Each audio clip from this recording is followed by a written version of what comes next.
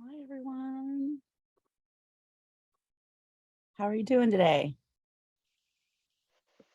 Not bad. Good, good.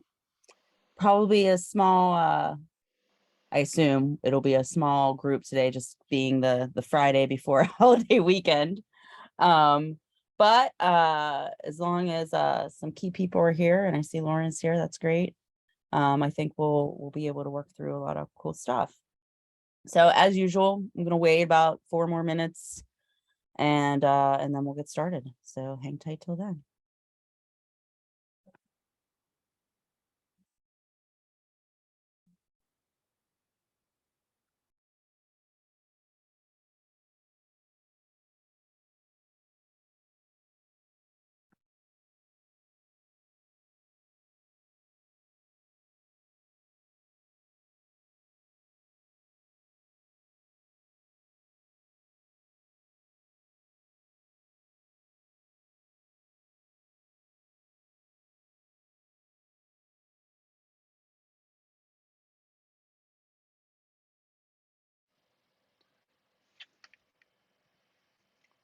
Aaron, while we're waiting, Yeah. um, what is the current guesstimate as to when Torus would be readily available for use?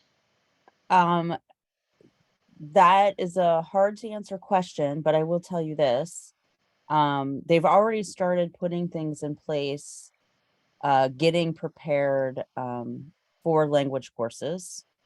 So they're working on functionality because we really want to get those in. Right now we're targeting chemistry, mainly because it has the one of the biggest feature sets of any of our courses, and we need it to work on it for a grant that we have.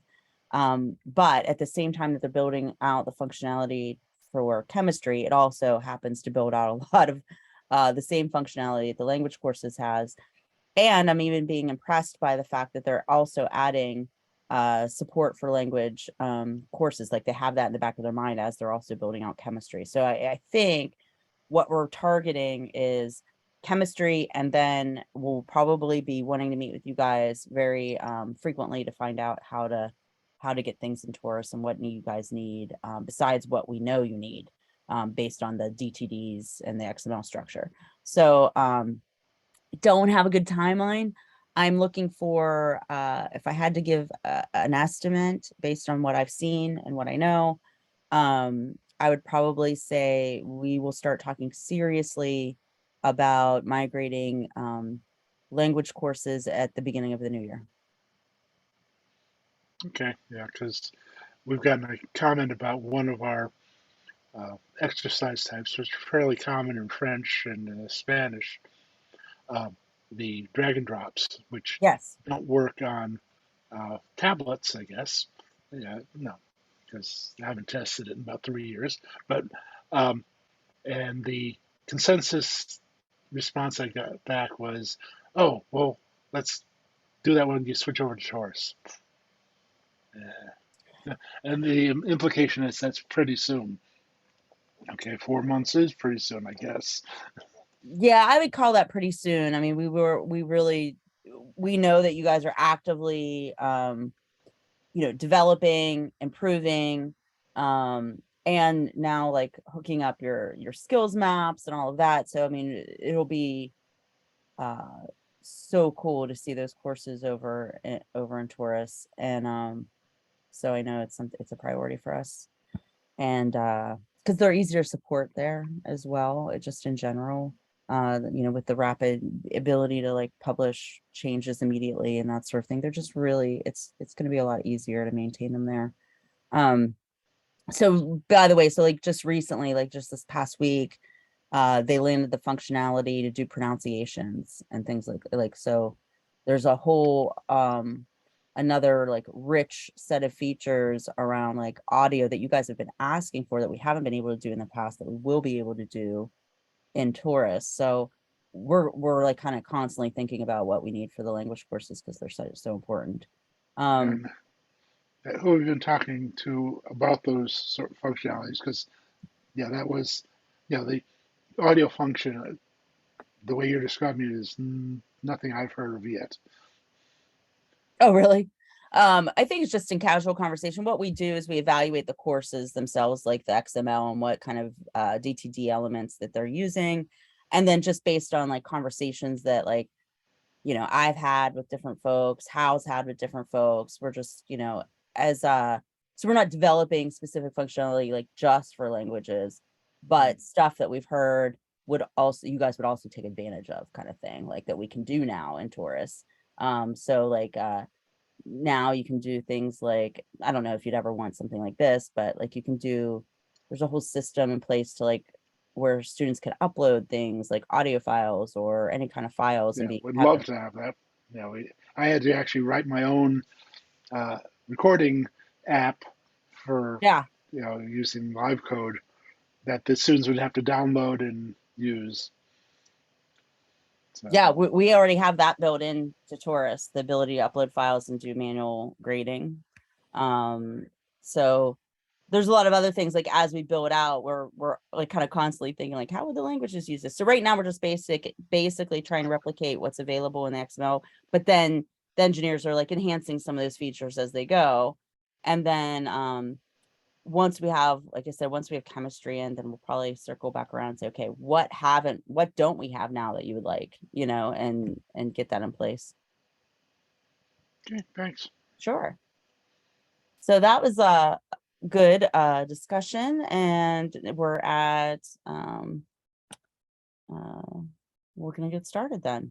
So today's topic is about metacognition and the different ways that kind of want to talk about the different ways metacognition can happen in a course, or we can promote good metacognitive strategies for our students. And then think about, that'll be a way of thinking about like, okay, what are all the possibilities of things we want to be able to do?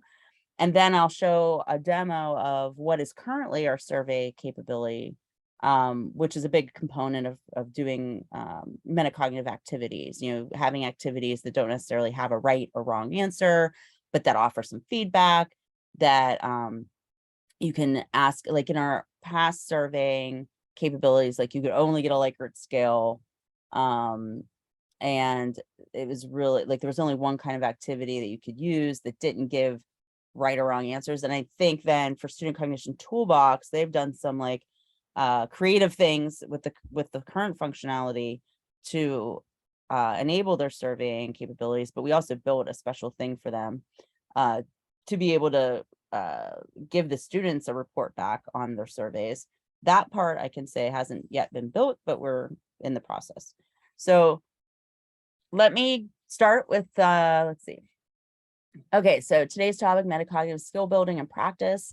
So we can talk, everything's kind of on the table about this: activities, question types, strategies for how you incorporate more metacognition in the courses, because that could lead to ideas about the kind of functionality we need to build to support those different strategies. Anything about data collection and the way you want to collect that data or see that data reported back.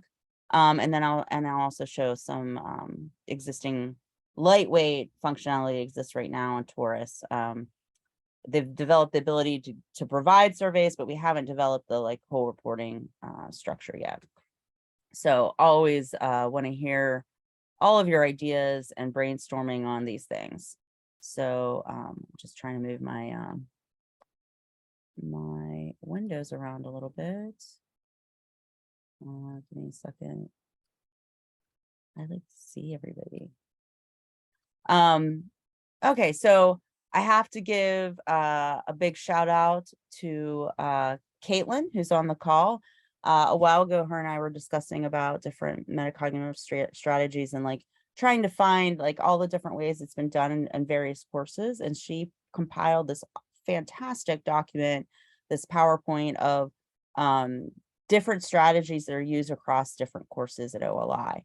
And it's just really cool. So I hope it'll be able to spark some discussion around the kinds of things we would like to be doing, the kinds of things we are doing, and maybe even thinking about beyond that, what would we like to be doing? Because the things that have been done so far are the things that we could do in the legacy system, right? But right now, if the sky's the limit, then let's really think about and brainstorm what would we want to do. So I'll just go through this really quickly, again, just to spark some creative brainstorming and ideas. So this is one way. I think this is in let's see, a psychology course, maybe. We do these My Responses. Many of you are probably familiar with these My Response activities that we developed, and we tend to put them at the end of, at the end of every module.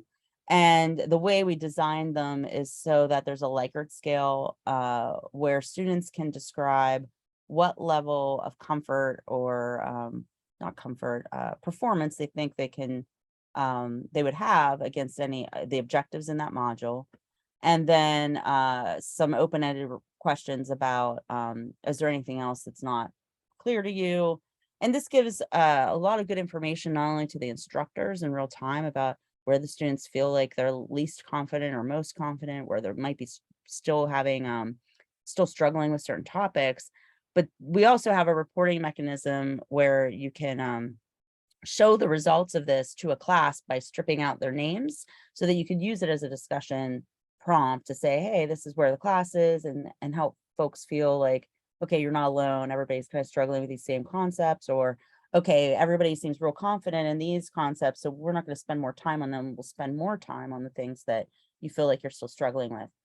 And the way this is currently in our legacy system is just like it's a kind of an automated activity type that is just placed wherever you want it, but you can't really change it very much. So that's one of the limitations of this. But just as a strategy, having students reflect on their learning is just a fantastic way of getting them to practice metacognition. Having them reflect, really think about how confident am I with these concepts and could I perform these learning objectives with some support, or can I do it on my own at all? And I remember when this was first developed, this wording, like, are you how comfortable are you in performing these learning objectives, and the not at all yet up to sorry, I gotta move my window to see on my own, and everything in between was like really rich data to collect on the students. So explaining metacognition. So just even telling students that this is a thing and that they would need to practice it and they should be aware of it is a way to, seed that ability for the students to understand that they do need, this is something they need to practice, and just like letting them know that this is a thing. It's a metacognitive strategy. And even going through and explaining active learning, maybe even explaining growth mindset to some degree, is always good for students to feel more comfortable, more confident, especially when there's a lot of desirable difficulty built into a course and they need to kind of persevere and have some struggle before they really learn it and retain it and can transfer that knowledge. So really just like this is a strategy, just letting them know that it's okay and they're going to struggle, and how to like really take advantage of the practice that we build into our courses. Addressing misconceptions head on. I know I'm not sure what course this is in evidence-based practice. This is probably from our EBM course or evidence-based management course. They do a really good job, and you'll probably see a couple different examples in here of where they do things like they just head on say here's a misconception that we have, and just know that this is something that's common among all students, is a way of addressing some building up practice and metacognition. I know in another thing that probably is in these slides, actually it is, I know it is, so I'm gonna save that. But A&P, I know in the anatomy and physiology course that I developed years and years and years ago, I tried to do something in there where at the beginning of every module or unit, I believe it was, like, so it was, say it was a skeletal unit, I would say, here's common myths about, the skeletal system that you may have heard, because again, people usually come to that course thinking they know a lot about their bodies, and I know how, things are. And so it was fun to kind of even think about and embed those questions in that course, to really, again, address those misconceptions that they might have right before they even dive into any of the material, so they can start to kind of weigh what they know and their prior knowledge against what they learn. Pacing expectations, another thing. Yeah, like letting them know that this is going to take some time, maybe even giving them some idea of how much time to expect to take, so that they can help gauge, the students can start to learn how to gauge for themselves how much time to spend in something before they need to ask for more help, or the fact that they can recognize, oh, I kind of know this, and so I can go a little faster on this because I know the next topic's going to be a little more challenging for me, and that's where I want to spend most of my time. So giving them the opportunity and even the prompts to begin to think about their own pacing, and be able to start to learn how to adjust that for themselves. Here was the one that I was going to bring up, that evidence-based management does. They actually embed these little prompts throughout the course to say, hey, you've probably been consuming a whole bunch of material here. Why don't you take a break and let it absorb, take a nap, do something that's going to like just, step back away from it for a while and let it process a little bit. Or, don't keep going full speed ahead. You're going to miss a lot of stuff. So, this is another kind of strategy. Hints and hints. Let me see what this one's about, but I can imagine. Take a break. Let's see what this really means. Okay, by prompting learners to take a break. Yeah, the course is encouraging self-monitoring. So again, I think it's just more hinting at, reminding them, don't just put it at the beginning of your course and say, okay, do all this metacognitive stuff, but really embedding it as you go through the course, reminding students, okay, take a break, think about this, process that, is just always a good strategy. Flowcharts and diagrams, actually, yes, they really help solidify concepts that are interconnected. Also helps students understand like where they are in the content, how much more do they have to learn about this thing, but also laying things out and providing really clear infographics and different representations of the same information. And the more you do that and the more you build that into your courses, the more the students, I think, experience that, the more they'll be able to do it for themselves. And when they encounter something, they'll be able to visualize their own little mind map or flow chart of the information. The more that they get that scaffolding, the more they'll be able to do it for themselves. Let's see, there's only a few more here. Yeah, this is the same graphic organizer. So we do this in our courses with a big picture. We try to, for every course we've developed, we try to build a big picture of the whole course so that students understand kind of where they are in the course, what all they'll be learning, and maybe even how it connects to the bigger outside world. We do that with our statistics big picture. We really kind of, I think that's a good one that shows, okay, you're learning this in the course, but it really fits in a bigger, and even a bigger picture than that in the domain. And this is how what you learn now will connect to and help you later as you learn more things in the same domain. Students are kind of really bad at doing this at first. And so by providing these types of graphic organizers for them helps them start to learn how to process that information and how to create those for themselves. I think we already covered something like prompting breaks.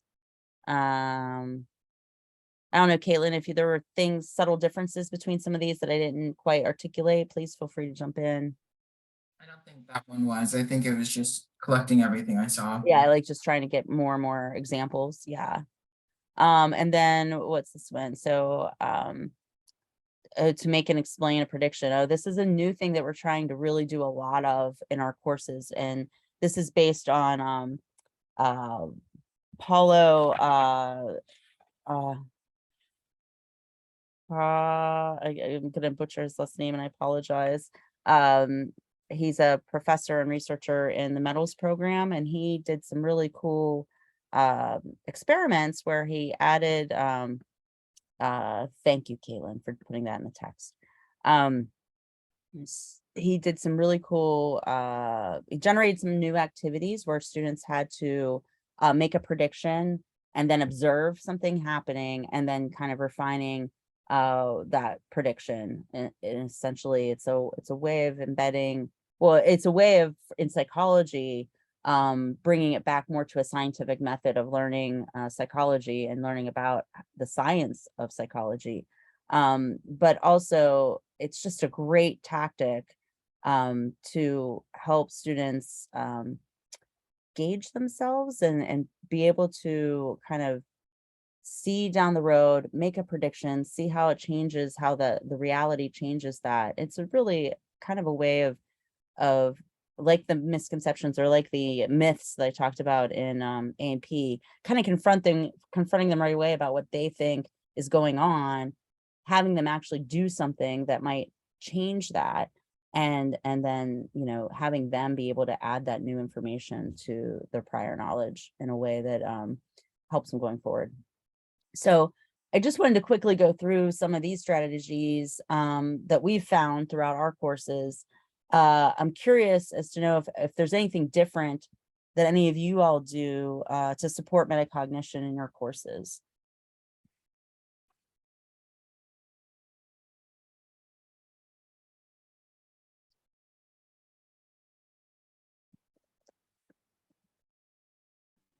Well, our course is just basically one giant metacognitive exercise. So I will wait to talk until other people talk. So I'm just letting you know, I'm very happy to talk about what we do in the Student Cognition Toolbox. I'm going to wait for everybody else to respond. Okay, thank you. What about some others? Anybody have any ideas of, like, do you do this actively in your courses? Do you try to actively put some metacognitive activities? Is it something you need to learn more about, or that you haven't had the tools to do it the way you wanted to do it? That's really what I'm trying to get at in a way. Like, are there ways that you've thought of, like, oh, it'd be really cool if we could do this and it would really help our students help to learn how to learn better, but we didn't have the functionality or ability to do it? Aaron, Yes. hi, this is Ben. Hi, Ben. I will say I don't have any good answers for this, but you know, we've talked about how I'm attempting to use a more abstract representation for representing causal pathways and encouraging students in biology to see the commonality that exists across topics. So you can easily imagine, or at least imagine if I prompt you to, that what you might want to do is encourage students to engage in the metacognitive activity, to shift from the minutia to the more abstract representation between topics. When are the best times to ask them to reflect on the abstractions from the minutia and to see how those commonalities exist between topics. I have, it would take a lot longer to talk about some of the activities that I would like to develop to encourage that. But again, trying to figure out when the right time to do that reflection to encourage the transfer is a pretty open-ended question. Yeah, it is. I mean, I would say you want to do it as early and often as you can.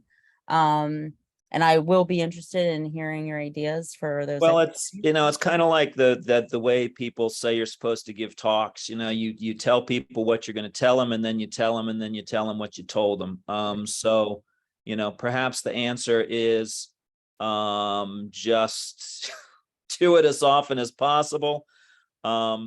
You know, that of course is going to annoy some people. How to track that, and how to identify and label skills associated with these kinds of activities, I think is also an extremely interesting question that I am unaware of any people that have good answers. Martina Rao has done some interesting work on this, working with multiple representations.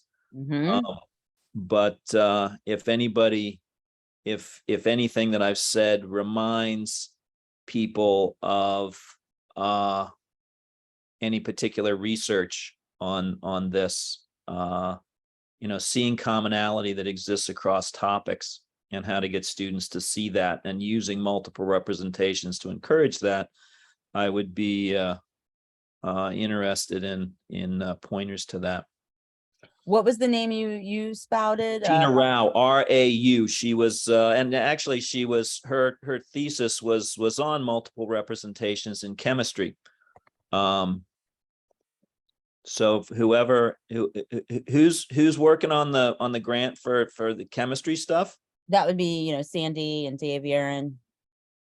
Okay. Well, I'm sure that Dave is very familiar with Martina's work, and he's probably had several meetings with her. She was a grad student at CMU back. She probably got her PhD like a decade ago. Okay. Well, I've just read a bunch of research on this actually. So yay. Sorry, this is Lauren. Yeah. I should introduce myself in case you don't know. I'm at University of New Hampshire. I work in like learning sciences basically. I'm leading a special interest group this fall on critical thinking and encouraging it in your courses with a variety of active learning activities like case studies, problem solving, difficult STEM approaches, things like that. And in Linda B. Nilsson's book that I would highly recommend, I'll put the link in chat. And it's a freely available resource through my university. Nice.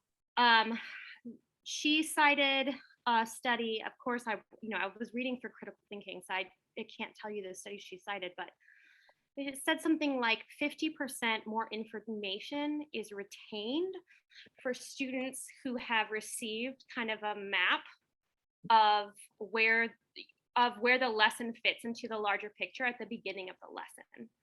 So I agree, like basically early and as often as you can, but that seemed compelling evidence for you could do it every single lesson, but before you jump into the content, explicitly say where it fits into the big picture and that there is support for way more retention if you do that. So I don't know if that helps or not, but I'll put the link in the chat, but that's an explanation of why I'm putting that book in. Yeah, cool. Thanks for sharing that. And I will also make a plug for, How Learning Works, which was developed by, Marsha Lovett and folks at CMU and the Eberly Center at the time. And right now there's a pre-order on an 8th or a 2nd edition, which is now it's 8 principles of how learning works. And they have a whole section on metacognition as well, and some ideas about how to support that. So that's another good resource. And then Lauren, when you give me yours, I'm gonna put that on the slide too, or you might have already done that. By the way, I started Alex is helping me link all of the slide decks from these meetings in the description of the YouTube videos. So if you ever want to see the notes that were taken in a particular meeting, anything we kept anyway, will be out there, or might already be there. Actually, I think she actually finished that yesterday. So yeah, so thanks Lauren for that, and thanks Alex. So does anybody else have any other ideas for how they support metacognition or want to support metacognition? Any other research you want to share? In fact, let me look at my bibliography. I have a bibliography. I'm going to stop sharing real quick just so I can change to a screen, or I can do a search. just to see, because I think I've collected some articles there as well that I would want to share out or put in the slides at least. So for those of you who have never shared this before, let me see if I have a metacognition. I don't, but you know what? I'm going to create one now with these resources that you guys are sharing. But just so you know what I'm talking about, even though there isn't something about metacognition there, it's I call it a learning engineering bibliography. It's just a collection of studies that my team, OLI, tends to cite frequently. So there's that, and now I'll be building one section on metacognition. Seems like that would be really helpful. Okay, so I'm going to pause there for a minute just to see if anybody else has anything to say before I call on Lauren to give me her her big commentary.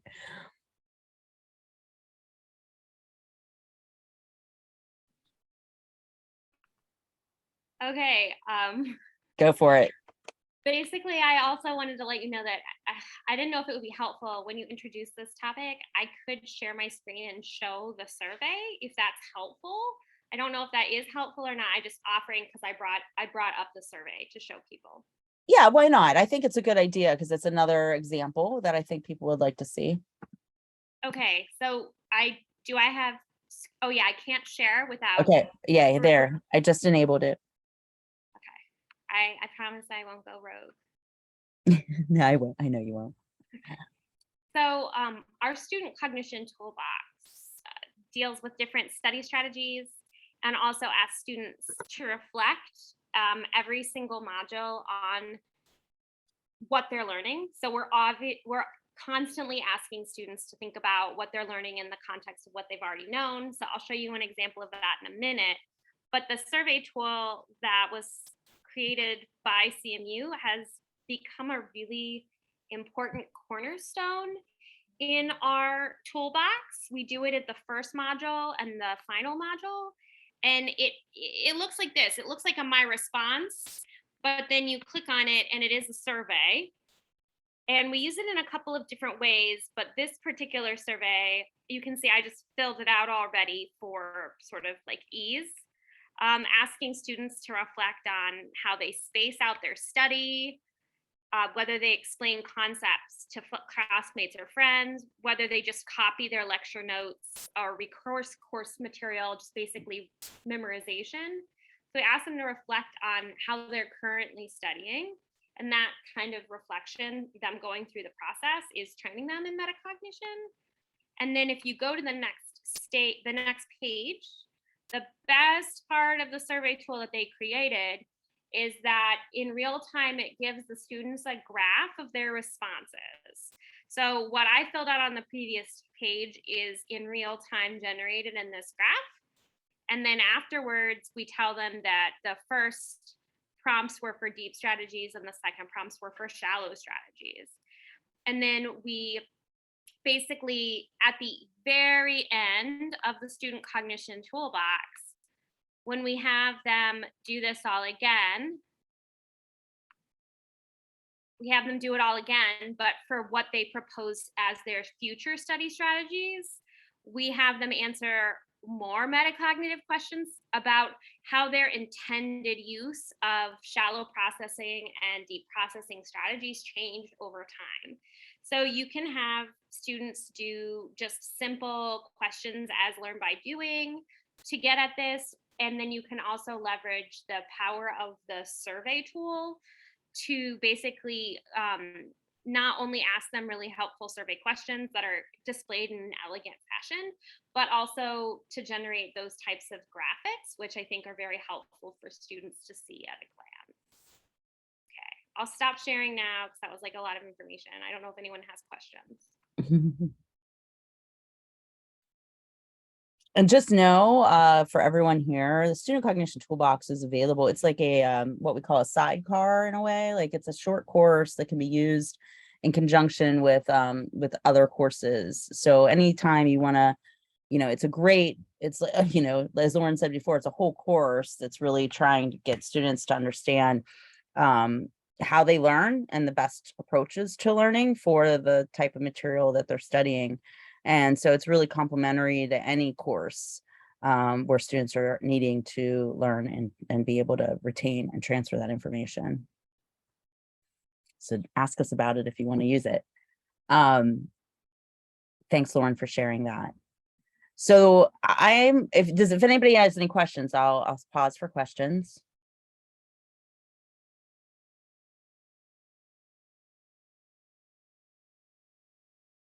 Okay, so what I'm going to do next, since Lauren was showing off some functionality that already exists in Legacy, by the way, I'm going to show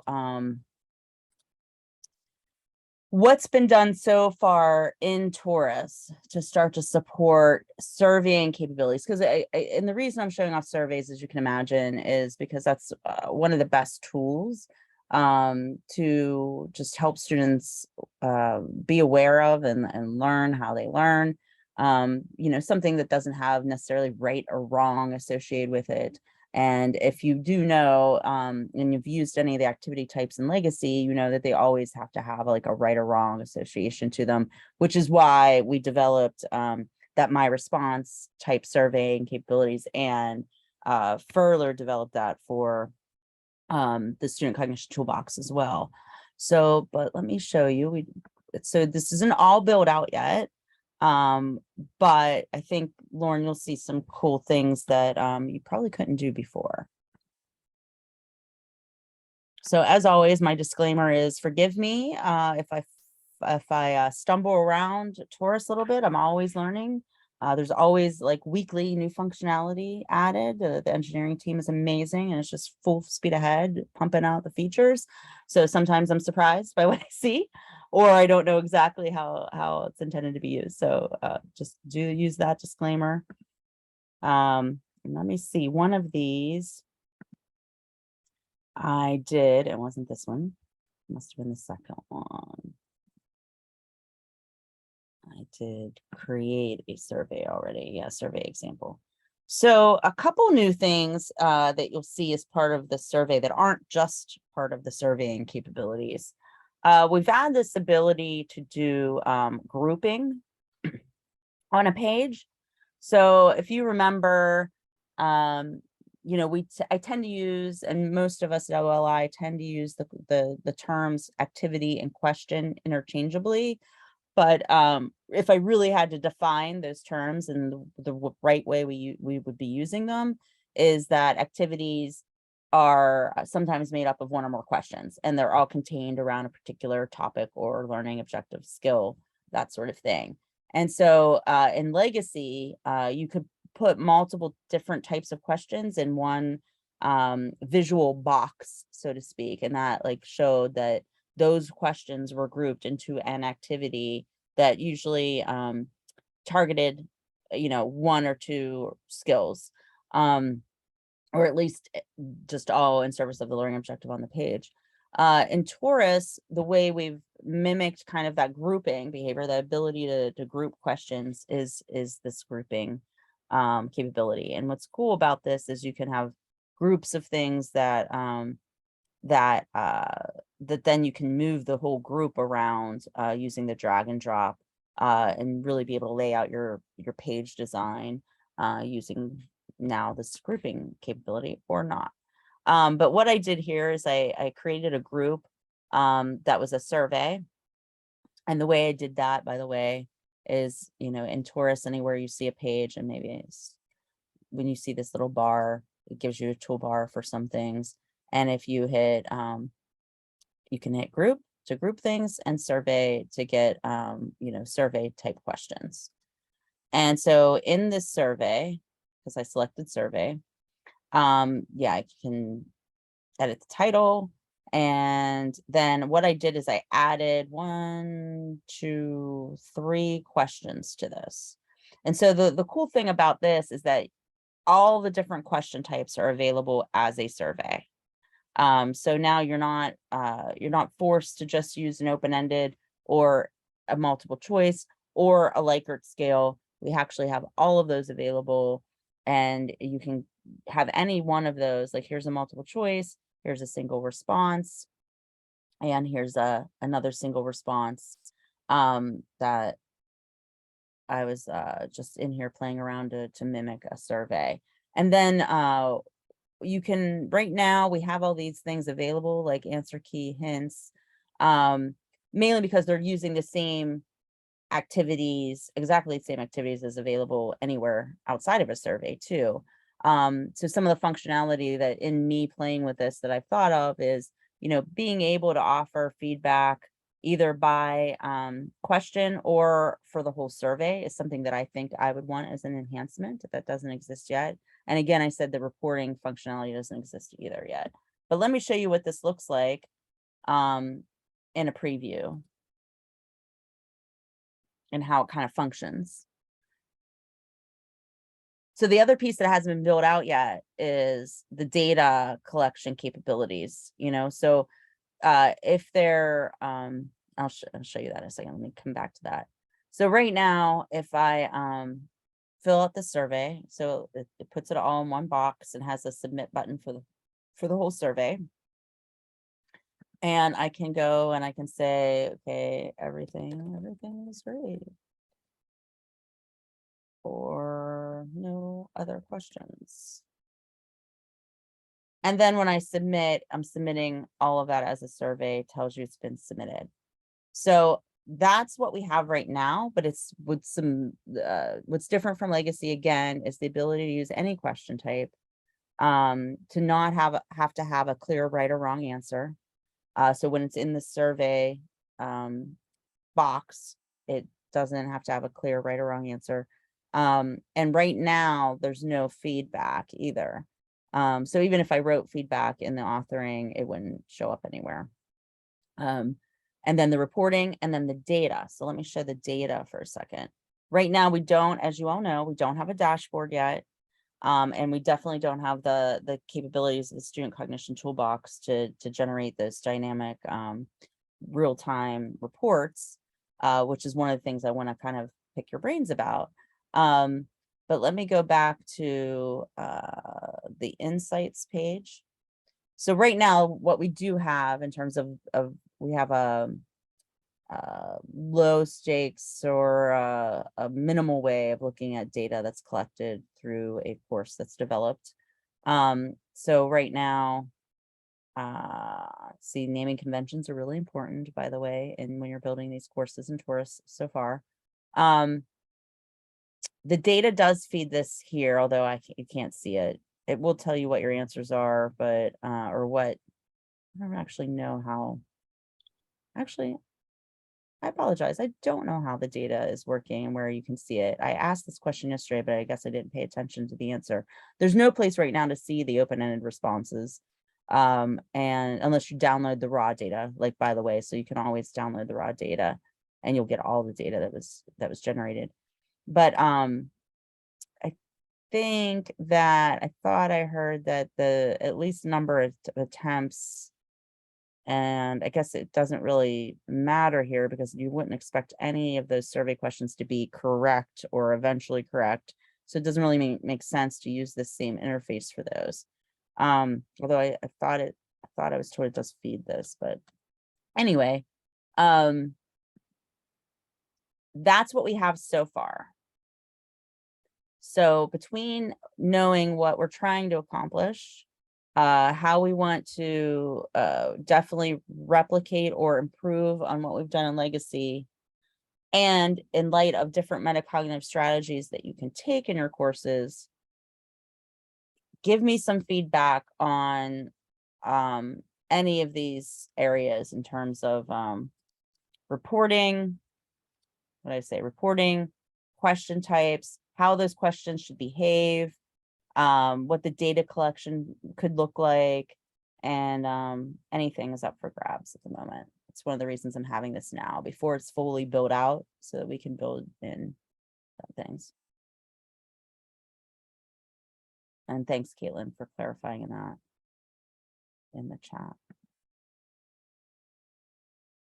So give me your ideas. I'm ready for them.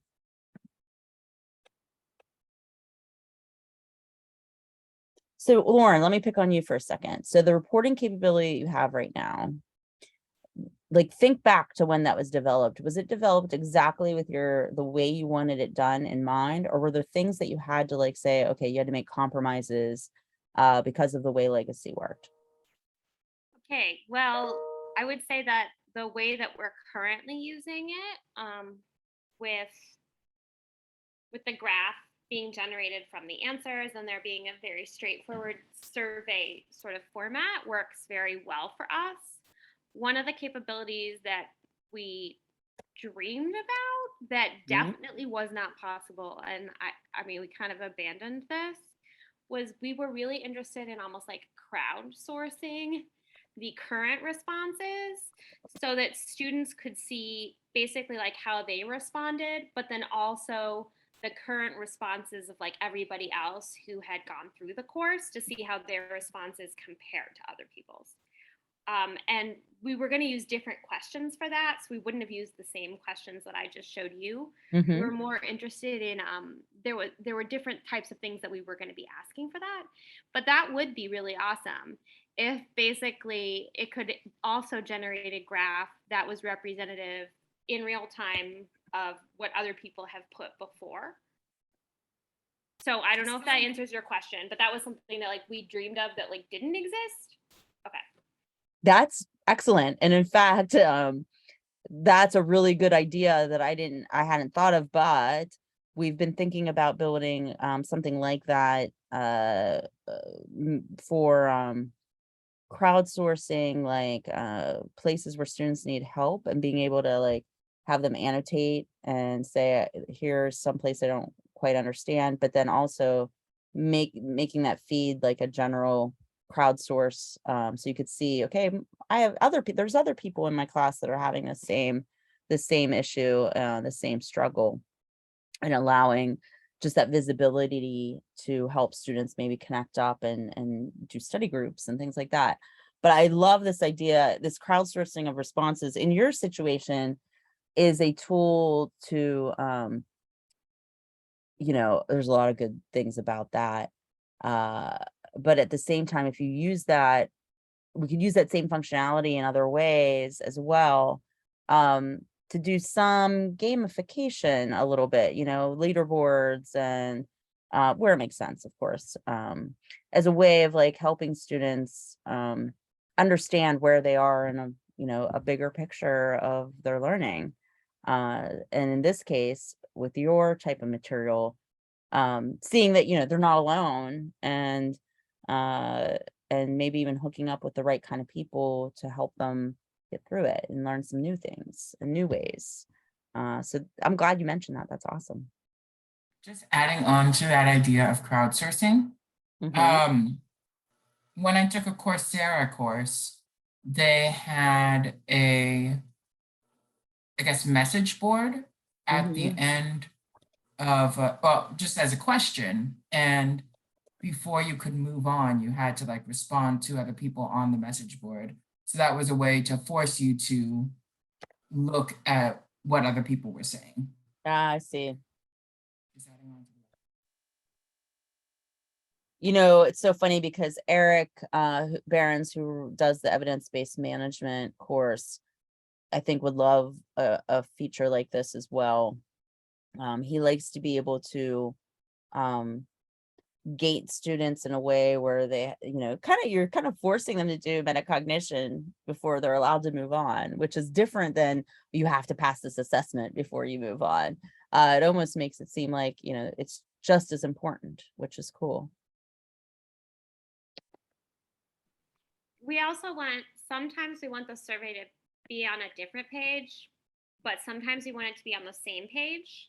And I think that that's something we addressed in a previous Torus meeting with Learn by Doings, or I don't know, I feel like we've talked about this before, but we also have very brief survey questions that are metacognitive in nature, that it's only one question. It's treated as a survey and it shows up as a different page, and we'd like it to be on the existing page.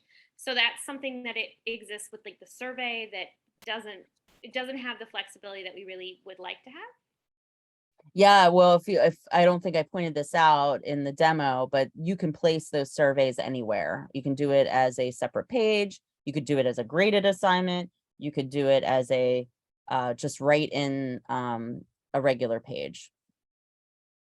So that already exists for you. Great. And the other thing that we had that has been a little bit less than perfect, that you guys have accommodated and helped us get all the data, is just that currently the survey tool data is somehow housed in a different place than the rest of the data. So we need a different report generated. So I think that that's something that could be different in Torus. So yeah, speak to that a little bit more, because when you're reviewing the data, yeah, so somehow the survey data is not part of the huge data dump that we request at the end of our at the end of the semester. It's somewhere the data is like housed in some other way. So it just is important, you know, if you're going to be using surveys in your courses, if other people are using them too, that it could be part of that larger, you know, data export. Especially if you were going to have lots of those elements. Like right now we have two major elements, and so like getting those it's fine. But I imagine if I was to use a survey in every single module, that could be a bit of a pain. Yeah, and I believe it works that way now, or it's meant to, where, you know, all the data will flow one place. That doesn't mean, though, and here's where I'm going to push on that a little bit. You would probably still want, and I'm just making this up, but would you still want maybe a separate place to go just to review survey data too? Like, but have it all in the same data download, which is what it does now in Torus. So it all feeds the same data dump, so to speak. But in terms of like administering a course on from the instructor side, like, would you want to be able to go, you know, I can imagine you want to be able to go someplace and show the survey results maybe, and have the same functionality where you can remove names and share that data with the class, or even just a way to view it real time quickly without having to do download. I imagine, yeah. So yeah, I think that makes sense. So also kind of the way that currently exists in an LMS, when you have a quiz and you can basically at a glance easily toggle through and see the response rates, that's very helpful. So that interface in Canvas is really good for quiz results. So I guess what you're saying is that could exist where it would be part of the main data download, but it would be in a separate like quadrant for ease of manipulation. yeah, maybe, or just an easy way of identifying in that larger data dump where the surveys are, where the survey data is, and being able to differentiate that. But so let me take that note. The survey data in a larger report, in a larger data dump, I'm going to call it. But what I was referring to is even being able to, wait, I want to capture what you said too about being able to toggle through. So when you said that, I'm imagining something like, you know, a lot of people are probably used to Google surveys where, you know, when you get that data, you can get it in a spreadsheet with all the raw data. You can go through the visualizations of the summary data, or you can go through each individual response. Would it be something like that? Or you think that's too much? I don't know. I don't know Yeah. if that, I mean, I don't think that we would require that level of flexibility. I think it would be nice to be able to easily see that crowdsourced response rates. I think that would be the most helpful thing to be able to visualize quickly. But I love the idea of the survey data being housed with everything else, but I agree, survey data is inherently different because it's not like there's a correct answer. So it's nice to have that in a separate place than the quiz results. Yeah, and I will tell you that I think we're going through this now, Caitlin and I, where we're trying to dig into the data generated over years of statistics courses and trying to get to that my response data to see to use that to iterate on the course too. So like it'd be so great if that was already crowdsourced, right? Where I can just look at a report and say, okay, all students seem to be reporting they're still struggling with this one concept. That would be awesome. Then I could go right to that in the course and add more scaffolding or clarify it, or maybe even, take a better look at those questions and see if they're in alignment, or if they're, what their difficulty is. So, yeah, I would want the ability, actually, now that I'm talking, I want the ability to just like go directly to those responses too in context. I don't know how to articulate that though.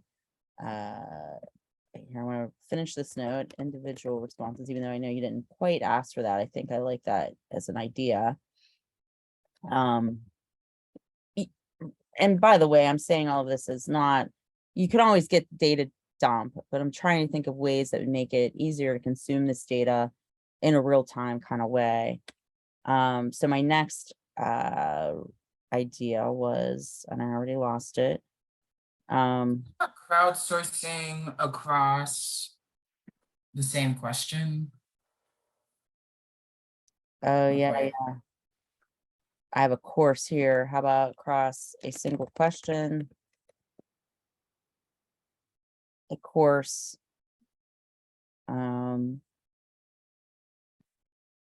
Is that what I said? Is that where were you answering my question about what my idea was? Yeah, that's a different way to say what you said. Hmm. Because you were saying, I don't know how to say that. Yeah, yeah.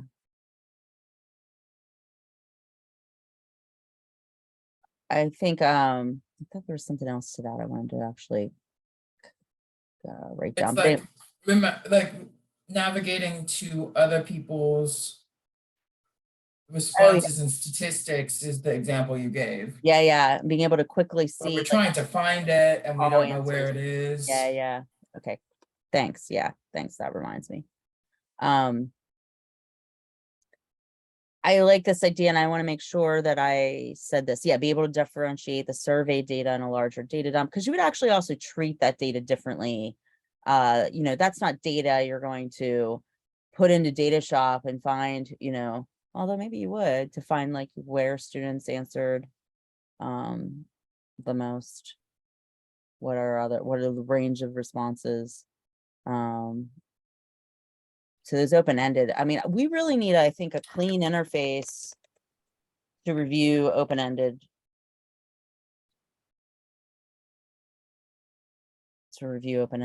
Responses.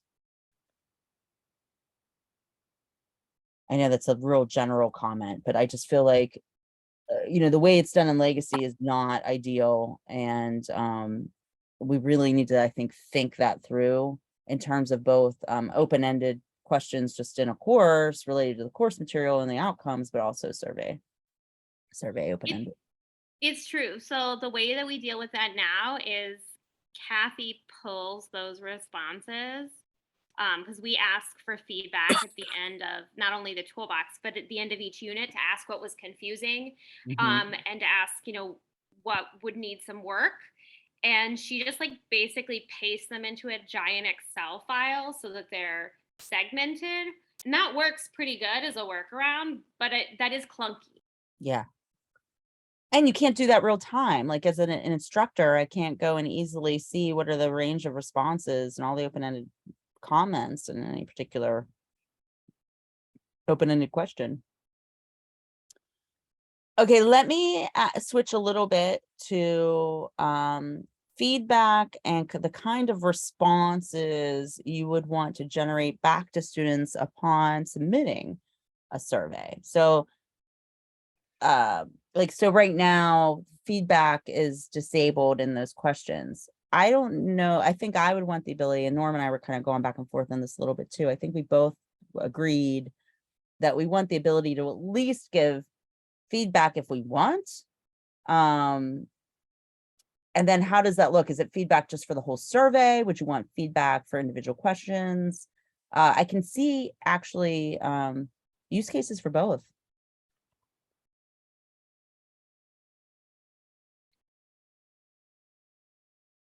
because right now, Lauren, the feedback, I mean, feedback to students is just their responses get, graphed back to them. Yes. And then the page, we spend a lot of time, debriefing on the page afterwards. So we don't currently include feedback inside the survey at all. It's review your material basically, and then we'll talk about what the implications are. So yeah, I could see that being useful, especially if eventually we were to remove some of the sort of student responses to changes over time. You'd want students, if you were removing some of those typed in responses, you'd want them to be able to select something, and then the feedback could be more automated. I could see the utility in that, Erin, so that it would serve a little bit more, almost like a quiz serves. Yeah, I can't think of a use case right this second, but I can imagine if I wanted to present a question that's a survey question to a student, like, how do you feel about this topic? Or actually, no, that's not even the use case. I'm thinking more in terms of courses that we're starting to build that are more around student success, more around like, a lot like the student cognition toolbox too, like trying to help students like, grapple with these hard, socio-emotional kind of, topics, like, harm reduction, alcohol consumption. I can imagine, especially in those types of course materials where you want to give some sort of like encouraging statement after they've answered, a hard question, like that's personal and vulnerable. You might want to say something like, thank you for that. And if you need more resources on this topic, look here. I can just see a need for that, especially in those types of courses.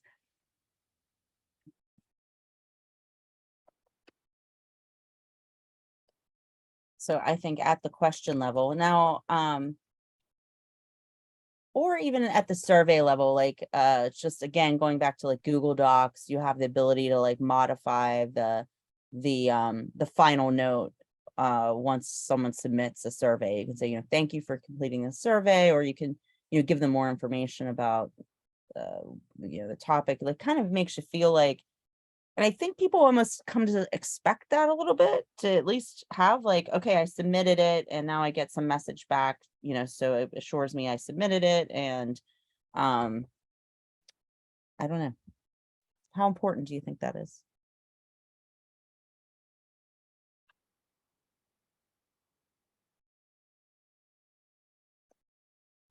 I'll put it down anyway. So one of the things I would really like, and I don't even know this is possible, this is always about hopes and dreams, right? Yeah. So that's what's fun about this meeting. So, there's a lot of reasons that you might give a pre and a post survey. I mean, it's very, very common. I don't love that when students do the post survey, they would actually have to scroll back to the first module to look at their pre-survey results. That's kind of a big ask for students that would be a little bit lazier. It would be really nice if there was a feature when, if you did a post survey, where the basically the course designer could check a box that said also show original survey, like above or below, or really graph side by side. But because pre and post surveys with the same questions are so common, I don't think we would be the only people that would like 2 bars in the graph, 2 bars for each point of the graph, or just the graph stacked. Because if you ask students to do sort of reflection, it's nice for both graphs to be there. I'm so glad you brought that up. Yes, that's something I didn't think about. And we could probably talk at length about the capabilities needed just to support pre and post testing in general. In fact, I'm going to mark that as a topic for a future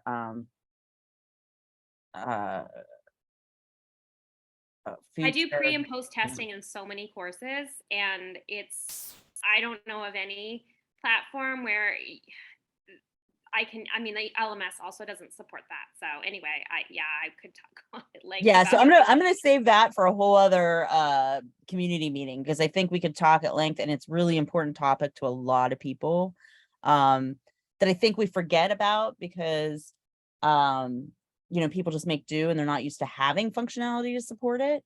But if we're also building out, which we are, capabilities for like A/B testing and things like that, this is going to be an important component of that. But the other cool reason I'm glad you brought this up is we use this in a way, this type of functionality we built specifically, and I think it's only used in, I believe it's a prose style course. And I know when I was at Acrobatic, I believe we tried to build an English composition course. And this challenge to that was having open-ended responses that were large.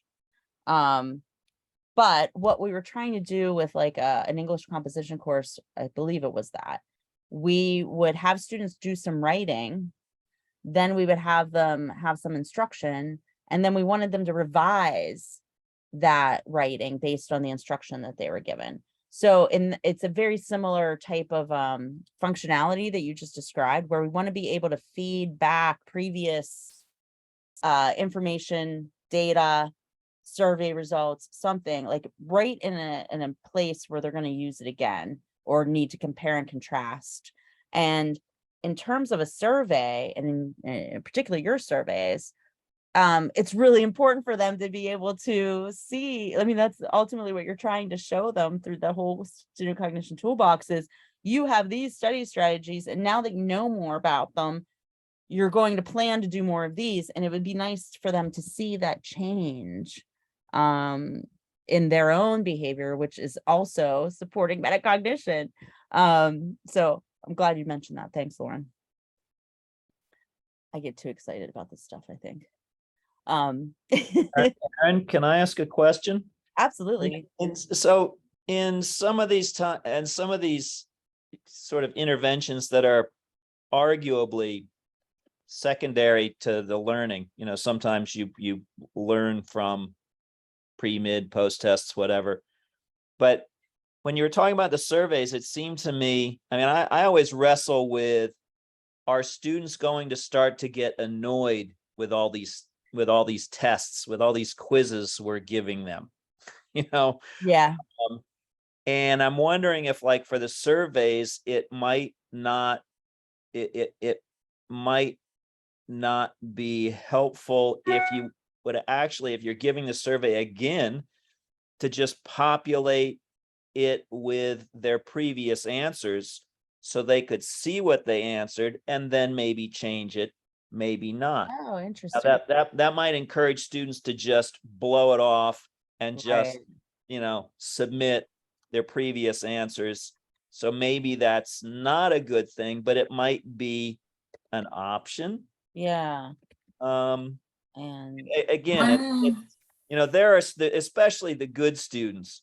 The trouble that we've had with the genetics tutor was and the professors were always often more focused on the good students, and were more concerned about not wanting to annoy or burden the good students with activities that they didn't really need than they were in making sure that the weakest students got all the help that they needed. Now, obviously, you can try and address that with knowledge tracing, et cetera, but it's of course, I'm sure everybody is well aware of not wanting to overburden the students with activities that aren't contributing directly to their learning and are mostly for our data collection. Yeah, I will say I've just learned recently, I can't remember how, that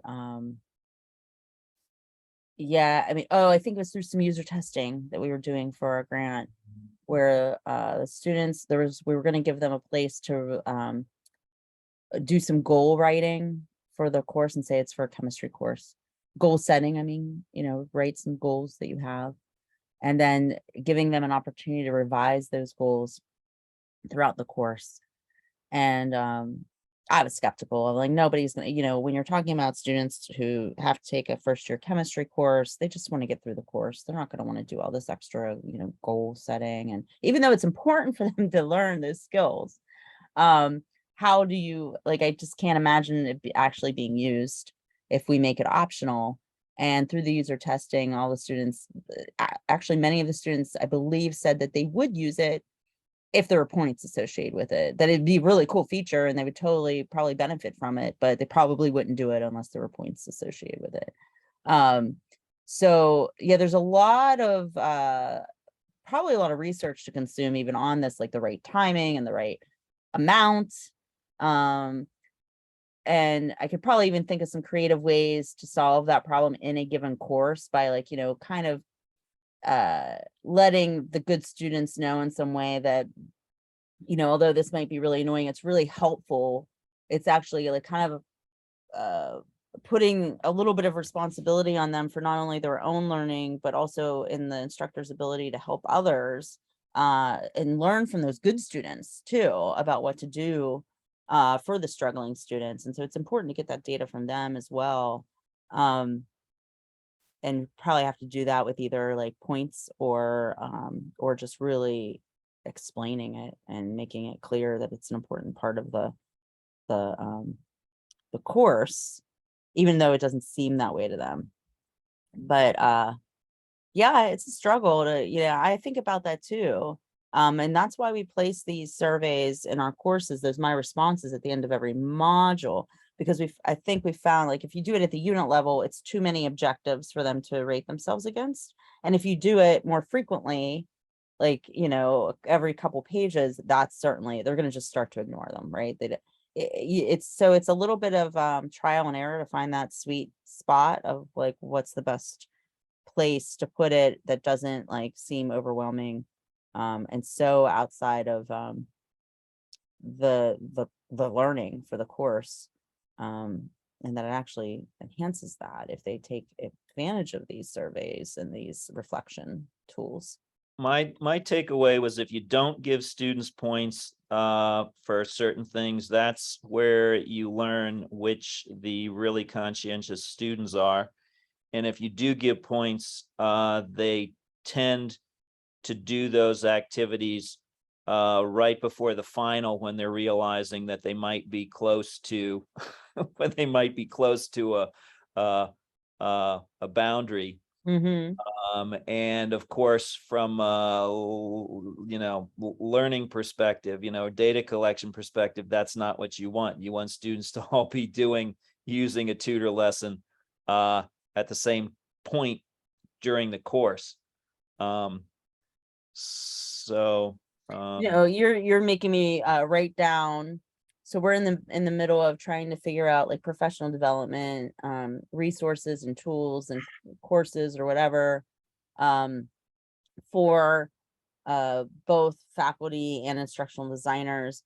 And I think something that I hadn't thought of before as a topic is, grading strategies for online learning, motivation strategies for online learning, which is something I haven't, isn't in my list of topics to build out, but it's definitely something I think would be useful and needed by a lot of instructors who do online teaching.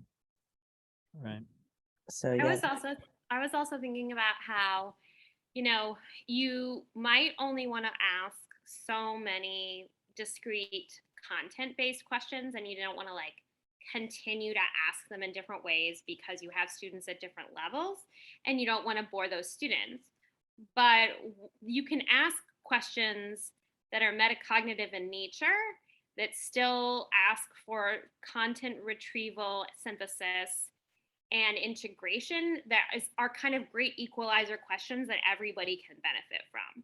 So I would say that that's a nice way to strike the balance. If you have a bunch of content-based discrete questions, you ask students the questions that have to do with connecting the new content to their prior knowledge, those short answer questions, even if you're only grading those based upon completion, those benefit novices and more experienced learners. So that's kind of a way to get around this issue of learners at different levels.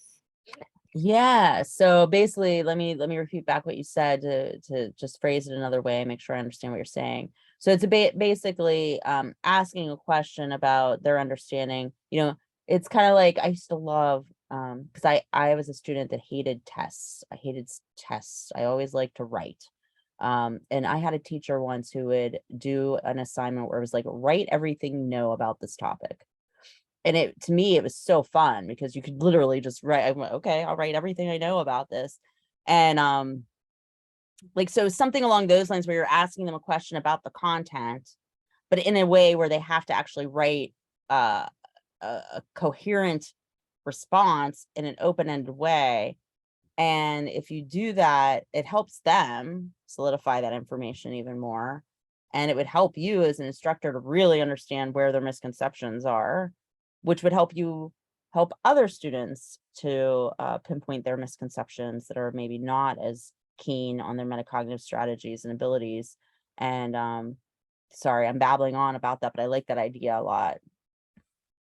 It benefits different stages of learning as well. So Yes. that's why I'm saying it kind of like it does all of the things that you want it to do for different levels of novice first towards expertise of students. Because if they are expert, then they'll get practice in fluently describing more eloquently how the new knowledge is incorporated with their previous understanding or how it fills in gaps or misconceptions. And if they're complete novices, then it'll still help them practice trying to place that information into some sort of coherent context. So I'm just saying that that's a way that you can add questions to help all different levels of students that are not the discrete questions that you already have in your course that you don't want to necessarily duplicate. I love that strategy. It's kind of tricky, you know? So like what I wrote here is it's like, so that, you know, they're more likely to answer those types of questions, first of all, than just like a survey question that they feel isn't relevant to the material. And, you know, if they're just asked how they feel about this material, well, they'll tend to skip those. But if you ask them a question that just helps them, makes them synthesize what they just learned, both you and the student are going to benefit from that in ways that like are beyond what even just regular survey questions would. And that strategy is one of the most empirically supported strategies in the science of teaching and learning, self-explanation or elaborative interrogation. Yeah, let me write those down. I know those are part of your toolkit. Self-explanation. And what did you say? Cognitive exploration? Elaborative interrogation. So Elaborative. self-explanation. Yeah, elaborative interrogation. The questions can be, it requires some prior knowledge. So self-explanation is more inclusive of all different learning levels, but elaborative interrogation also falls into the realm of reflective questioning. Great.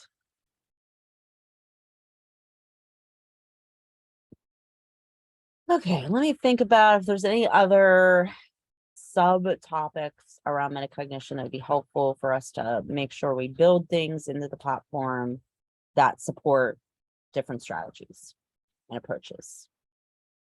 I think we have a lot that we collected from this session.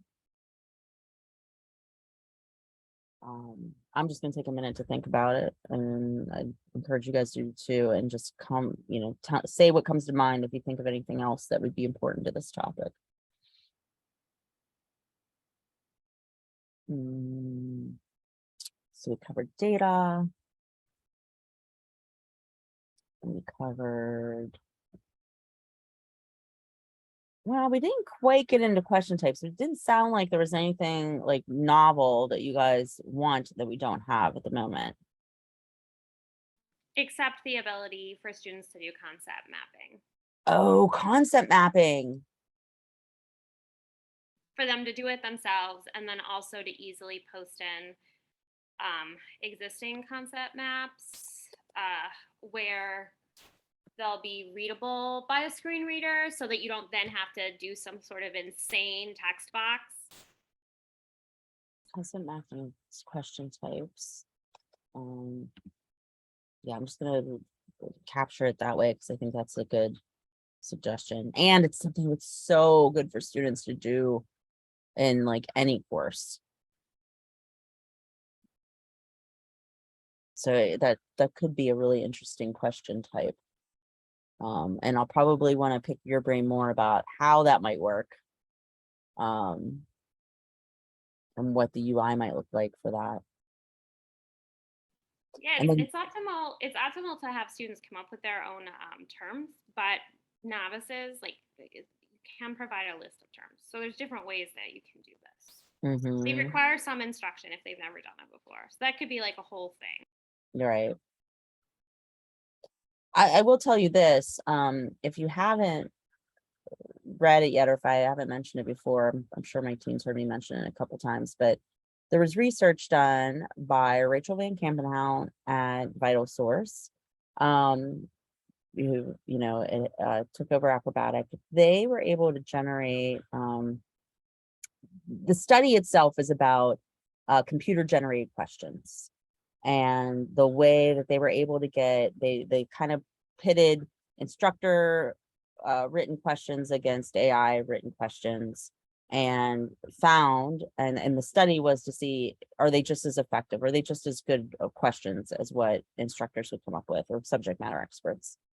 And through that study, they were evaluating question types based on engagement, difficulty, and I have it written down here, persistence, which I've never seen another study like this. Which is why it makes me so excited and why I talk about it all the time. Like, there's not a whole lot of research out there on how different question types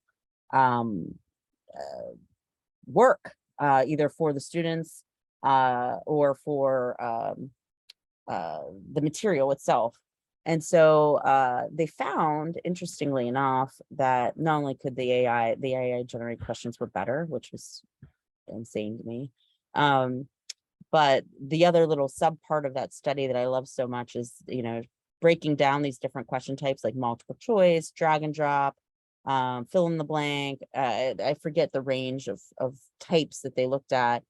And they broke them down by that, like what I said, persistence, performance, or, difficulty and engagement, and found that drag and drops are the most engaging, the ones that the students persist with the most.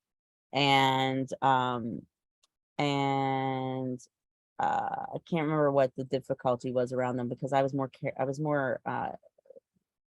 interested in the behavior of the idea of engagement and persistence in a way.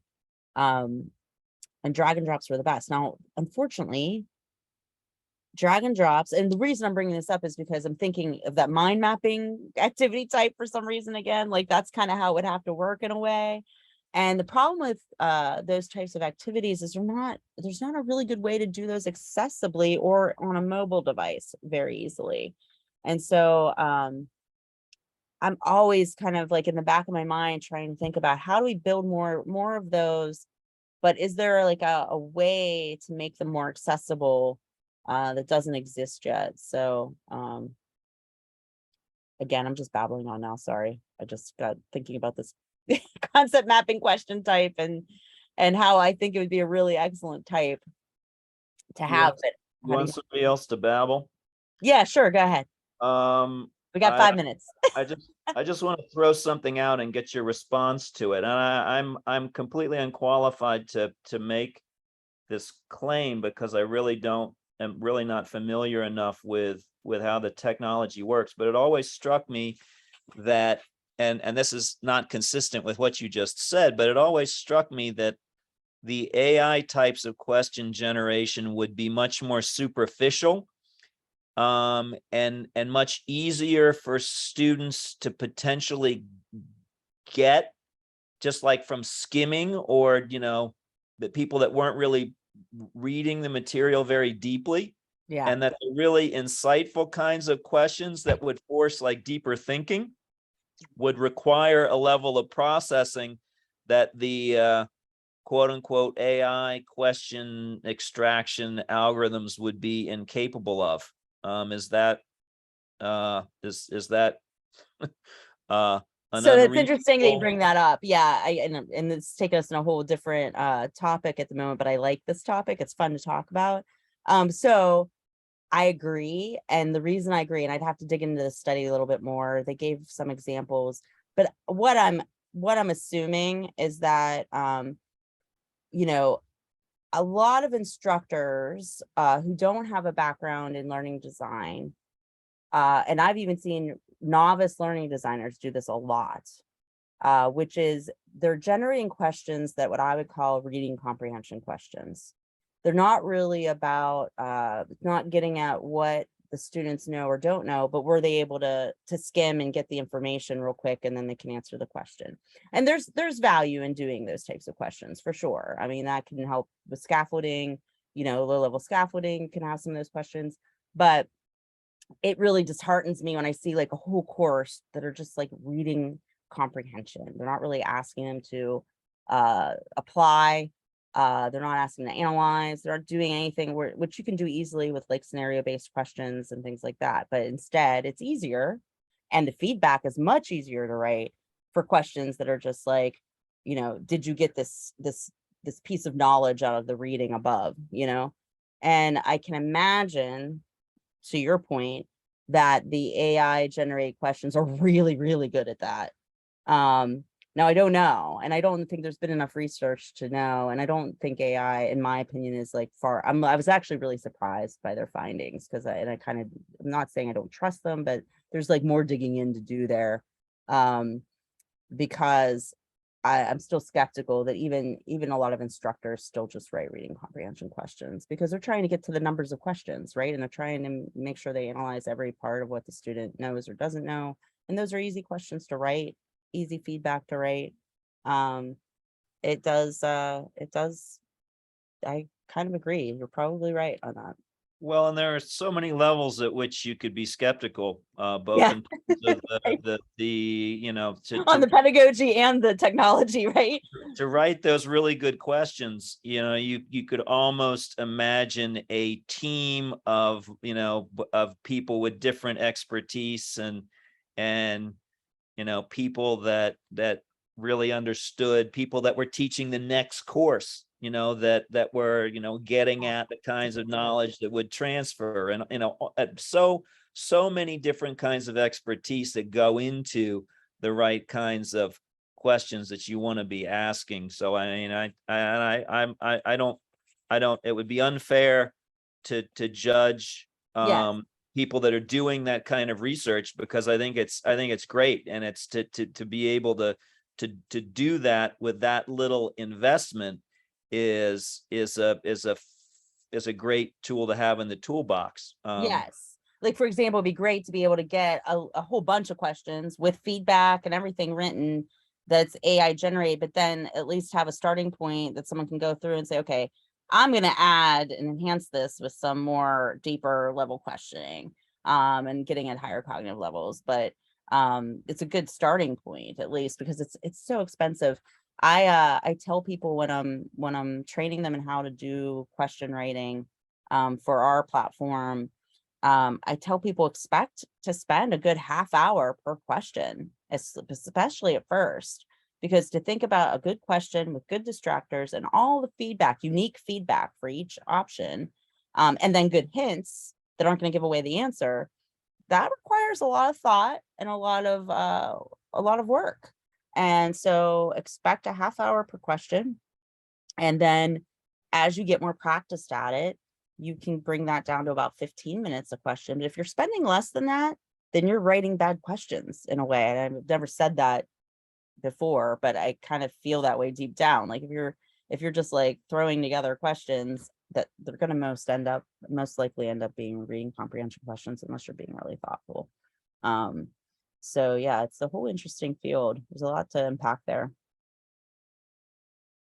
But thanks for the babble. It took us to time. And I think we got a lot out of this meeting in terms of like ideas and ways we can support metacognitive questioning and strategies in our courses.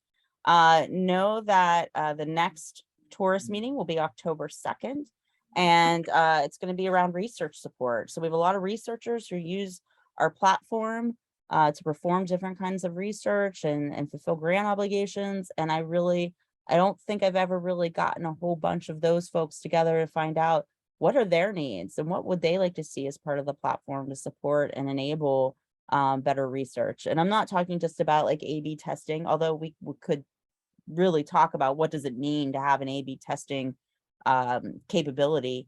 But I would kind of want to think about more than that, the data processing, every aspect of it. So if you're interested in that and you have a lot to say about that, please come. If you know people who do research with these types of platforms and are even adept with different ones, I would love for them to come to this meeting as well. So spread the word, and it'll be about research. And thank you guys all for coming on a Friday before a holiday weekend. I hope you have a nice weekend. Enjoy the last little bits of summer, and I'll see you all soon. Thanks, Erin. Thanks, everyone. Bye. Bye.